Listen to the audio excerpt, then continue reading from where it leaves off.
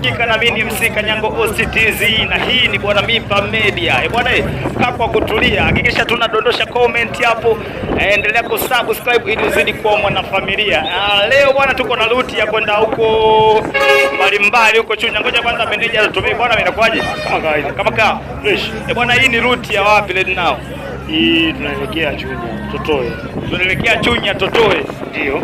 Tuko na Machinjioni FC chama la wana na huu ndo meneja. Bwana meneja. Ni kipi hasa ambacho unawaambia wanako wa Totoe wajiandae huko mnakwenda? Hapa tumekuja kuwapa burudani. Sisi kwamba mpira wa kama ni vurugu au ni vita, amna. Tumekuja kwa ajili ya burudani, watupokee na sisi tuko tayari kujili kuwapa burudani watu wa Totoe. Mko na mashabiki pamoja na timu na wachezaji. Ni kipi hasa ambacho unawaambia wachezaji wategemee kuwapa burudani mashabiki yani?